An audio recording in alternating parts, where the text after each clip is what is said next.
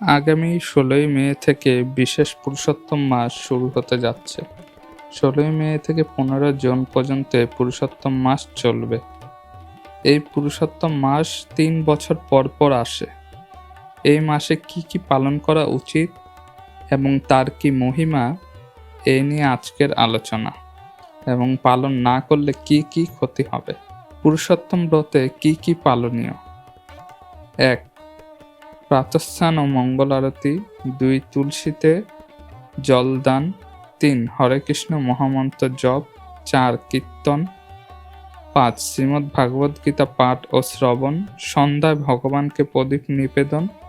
৭. চৌত পাঠ চৌরাগণ্য পুরুষ অষ্টকম। বৈষ্ণব সেবা ও বৈষ্ণবদের দান দক্ষিণা করা। বিশেষ সংখ্যা ৩৩। রাধাকৃষ্ণের উদ্দেশ্যে ৩৩ বা দণ্ডবত প্রণাম। ৩৩ সংখ্যা প্রদীপ নিবেদন। ৩৩ সংখ্যা ফুল পুষ্প প্রদান। ৩৩ বার মন্দির পরিক্রমা। এছাড়া ভগবানের অনন্য সেবায় ৩৩ সংখ্যা ব্যবহার।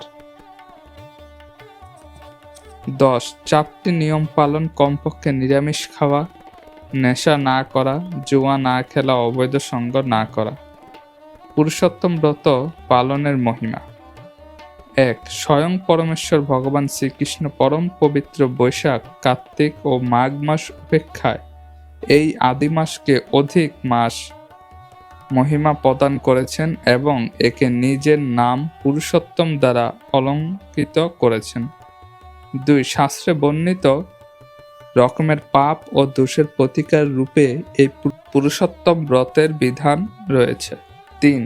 ভগবান শ্রীকৃষ্ণ বলেছেন, আমার যেমন সমস্ত গুণ আছে সেই সমস্ত গুণ আমি এই মাসে অর্পণ করলাম।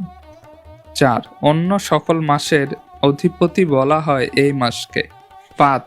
যিনি সকল প্রকার কামনা শূন্য বা সকল কামনা যুক্ত হয়েও এই মাসের নিয়ম পালন করেন, তিনি সকল কর্ম ব্রহ্মাস্য করে আমাকে প্রাপ্ত হন।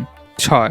এই মাসে ভক্তদের কখনোই অপরাধ হয় না ভগবানের সেবা করতে গিয়ে। এই পুরুষোত্তম মাসে যিনি ভক্তিপূর্বক আমার জপ, নাম ও আমার অর্চন করে ধন পুত্রাদি লোভে পরে অবশেষে গোলকধামবাসী হন। পুরুষোত্তম মাস পালনে জাগতিক সুখ প্রদান সহ ভগবদ্ধামে ফিরে যাওয়ার যোগ্যতাও লাভ করা যায়। পুরুষোত্তম মাস সকল মাসের শ্রেষ্ঠ। এই মাসের মহিমা ১৬ ভাগের ১ ভাগের সমান নয় অন্য সকল মাসের মহিমা। পুরুষোত্তম মাসে মাত্র একবার কেউ যদি পুণ্যতীর্থে স্নান করেন, ১২,০০০ বছর ধরে গঙ্গা স্নানের বা বৃহস্পতি সিংহ রাশিতে প্রবেশ করলে গঙ্গা বা গোদাবরী স্নানের যে ফল লাভ হয় তা প্রাপ্ত হওয়া যায়। পুরুষোত্তম মাসের স্নান, দান ও কৃষ্ণ নাম করলে সমস্ত দুঃখ দুর্দশা থেকে মুক্ত হওয়া যায় এবং সর্বসিদ্ধি লাভ ও মনোবাসনা পূরণ হয়। পুরুষোত্তম ব্রত পালনের পাণ্ডবেরাও তাদের হারানো রাজ্য ফিরে পেল এবং পরমেশ্বর ভগবান শ্রীকৃষ্ণের কৃপায় ভগবত ধাম প্রাপ্ত হলেন। ভক্তিভরে পুরুষোত্তম ব্রত মাহাত্ম্য শ্রবণে সৌভাগ্য লাভ হওয়া যায়। পুরুষোত্তম ব্রত পালনে ভক্তদের সমস্ত বাসনা পূর্ণ হয়। পুরুষোত্তম মাসের প্রাতঃস্নান করলে সমস্ত তীর্থের ফল লাভ হয়। পুরুষোত্তম ব্রত পালন না করলে কি কি হতে পারে। পুরুষোত্তম মাসে যে সকল মহামূঢ় হরিনাম জপ জনাদি করেন না ও সৎকর্ম স্নান করেন না এবং দেব তীর্থ ও ভক্তদের প্রতি বিদ্বেষ করে, সেই সকল দুষ্ট দুর্ভাগা স্বপ্ন কোনোদিন সুখ পায় না। যে সকল ব্যক্তি পুরুষোত্তম মাসের গুরুত্ব না দিয়ে নিন্দা করে, সে কখনো সৌভাগ্য লাভ করতে পারেন না। পূর্বজন্মের দ্রৌপদী মেধা ঋষির কন্যা থাকা সত্ত্বেও সে পুরুষোত্তম মাসের নিন্দা করেছিলেন এবং তা পালন করেননি।